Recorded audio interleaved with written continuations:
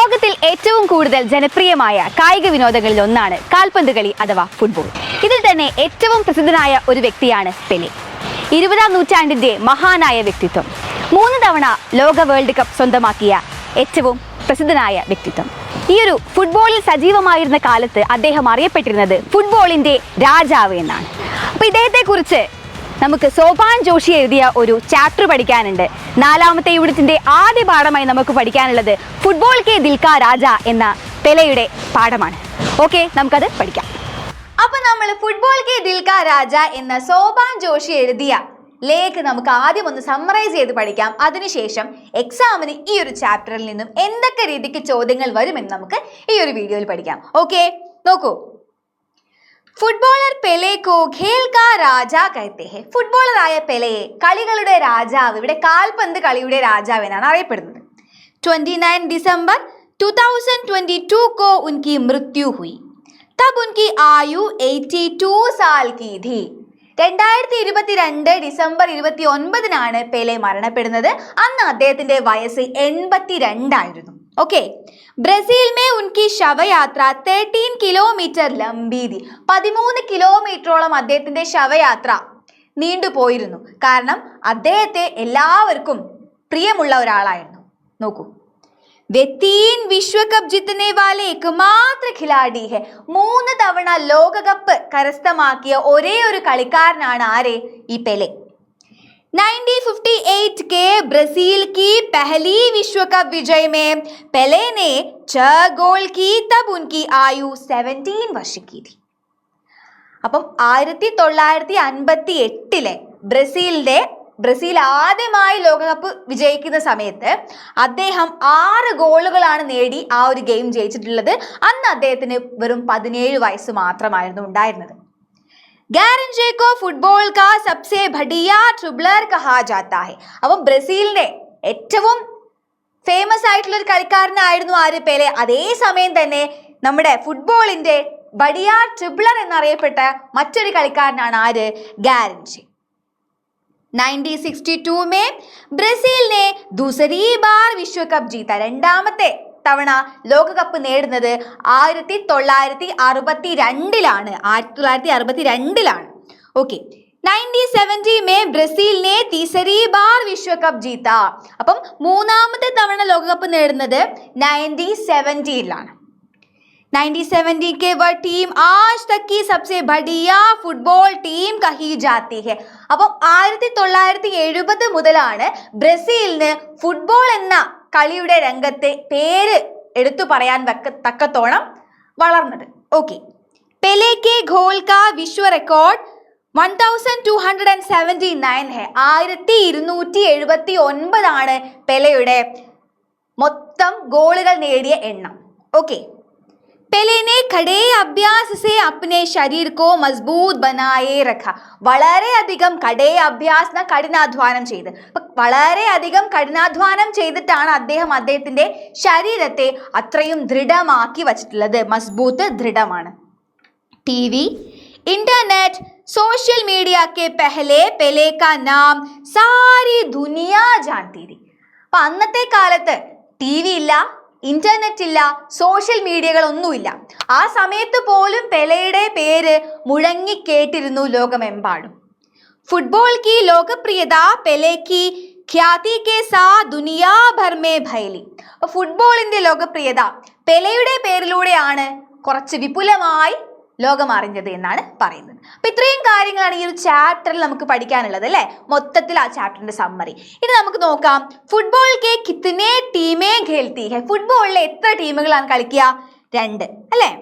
ഏക് team may കിത്തനെ khiladi ഹോത്തെ ഹെ. ഒരു ടീമിൽ എത്ര ആളുകൾ ഉണ്ടാകും? 11. ടീം കാ നിയന്ത്രൺ കോൺ കർത്താ ഹെ. ടീമിനെ ആരാണ് നിയന്ത്രിക്കുന്നത്?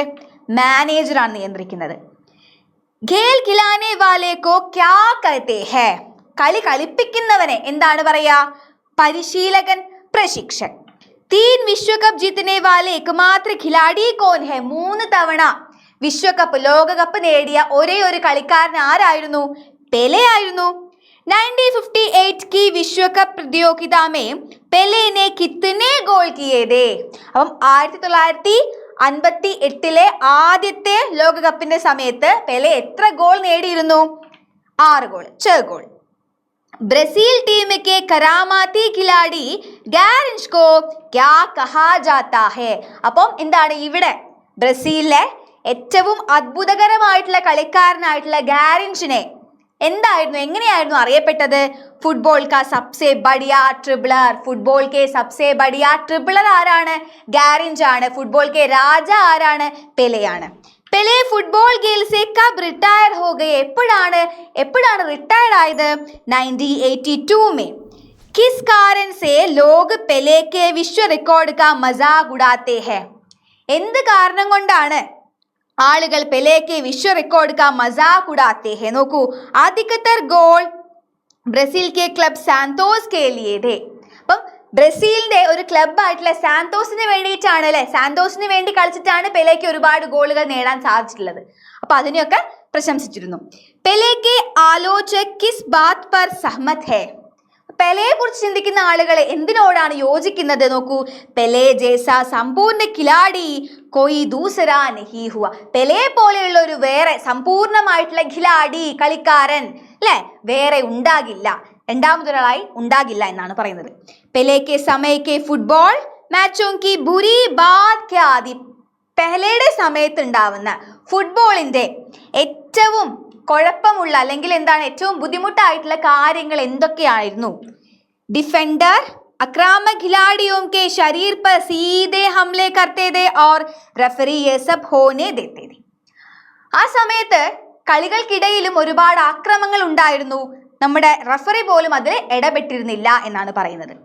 മാർ പിട്ടായി കെ പ്രതി പെലെക്ക് പ്രതിക്രിയ കേസി ഥി? ഇങ്ങനെ ഒരുപാട് അക്രമങ്ങളൊക്കെ കിട്ടിയിട്ടുണ്ടെങ്കിലും പെലെയുടെ അതിനോടുള്ള പ്രതികരണം എങ്ങനെയുള്ളതായിരുന്നു എന്നാണ് ചോദ്യം.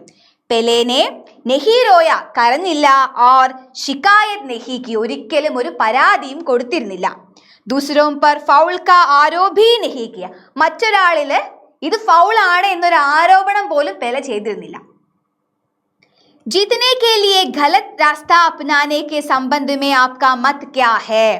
जीतने के लिए, അപ്പം ജീവിക്കാൻ വേണ്ടി തെറ്റായ വഴികൾ തിരഞ്ഞെടുക്കുക എന്നതിനെ കുറിച്ച് നിങ്ങളുടെ അഭിപ്രായം എന്താണെന്നാണ് ചോദ്യം. യെ ബിൽകുൽ അനൈതിക് ഔർ ഹാനികാരക് ബാത് ഹെ. അത് വളരെ തെറ്റായ ഒരു കാര്യമാണ്.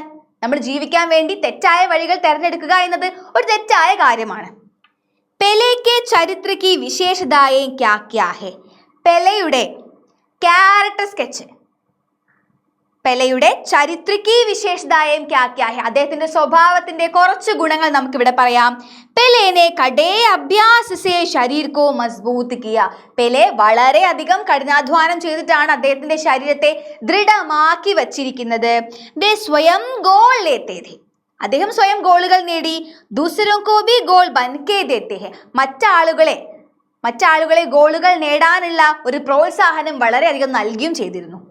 ഉൻകി പ്രതിഭ അനോഖി തി, അവരുടെ ആ ഒരു ക്യാരക്ടർ എന്ന് പറഞ്ഞ അനോഖി, വിചിത്രമായതായിരുന്നു. പെലെ കിസ് സമുദായക്കെ പ്രതിനിധി ഥേ? പെലെ ഏത് സമുദായത്തിന്റെ പ്രതിനിധി ആയിരുന്നു? ആഫ്രിക്കി മൂലക്കെ കാലേ വർണ്ണക്കെ. ഓക്കെ, ആഫ്രിക്കി മൂലക്കെ കാലേ വർണ്ണക്കെ ലോഗോ കി സ്ഥിതി ക്യാ ഥി? അന്ന് പെലെയെ പോലെയുള്ള ആ വർഗത്തിൽപ്പെട്ട ആളുകളുടെ സ്ഥിതി എങ്ങനെയായിരുന്നു? ദുനിയാ ഭർ മേ ഉൻകാ അപമാൻ ഹോത്താ ഥാ, എല്ലാവരാലും അപമാനം നേരിടുന്ന കുറച്ച് കൂട്ടായ്മയായിരുന്നു അവര് അല്ലെ. പെലെ കാ ബച്പൻ കേസാ ഥാ? പെലെയുടെ കുട്ടിക്കാലം എങ്ങനെയുള്ളതായിരുന്നു? वे स्कूली शिक्षा से वंचित थे, भयानक गरीबी और भूखमरी से पीड़ित थे. അപ്പം സ്കൂളി ശിക്ഷ സേ വഞ്ചിതേ, സ്കൂൾ ശിക്ഷ വിദ്യാഭ്യാസം അവർക്ക് കിട്ടിയിരുന്നില്ല. അതുപോലെ തന്നെ വളരെയധികം ഭയാനകമായ ദാരിദ്ര്യം അല്ലെ. ഭൂക്കുമരി എന്താണ്? നമ്മൾ ഭക്ഷണം കിട്ടാതെയുള്ള മരണനിരക്ക്, ഇതൊക്കെ അവരുടെ ആ ഒരു കൂട്ടത്തിൽ അവരുടെ സമുദായത്തിൽ വളരെയധികം ഉണ്ടായിരുന്നു. പെലെക്ക് ഉപമ കിസ് സേ കി ഹെ? പെലെയെ എന്തായിരുന്നു ഉപമിച്ചിരുന്നത്? ഫുട്ബോൾ കെ രാജ. അപ്പൊ നമ്മുടെ ചാപ്റ്റർ ഫുട്ബോൾ കെ ദിൽ കാ രാജ എന്നുള്ളതായിരുന്നു. ഈ ഇത്രയും ചോദ്യങ്ങൾ 20 ചോദ്യോത്തരങ്ങളും ചാപ്റ്ററിന്റെ സമ്മറിയും നമ്മൾ പഠിച്ചു കഴിഞ്ഞു. ഈ ചോദ്യോത്തരങ്ങളൊക്കെ വെച്ച് നമുക്ക് പെലെയുടെ ക്യാരക്ടർ സ്കെച്ച് ഒരു 4 മാർക്കിന് വന്നാൽ വളരെ സിമ്പിൾ ആയിട്ട് എഴുതാൻ പറ്റും. ഈ പാഠവുമായി ബന്ധപ്പെട്ട് എന്ത് ചോദ്യം വന്നാലും ഈ ചോദ്യോത്തരങ്ങളുടെ ബേസിൽ നമുക്ക് ഉത്തരം എഴുതാൻ പറ്റും. അപ്പൊ എല്ലാവരും എന്ത് ചെയ്യുക, ലൈക്ക് ചെയ്യുക, ഷെയർ ചെയ്യുക, സബ്സ്ക്രൈബ് ചെയ്യുക. ബൈ.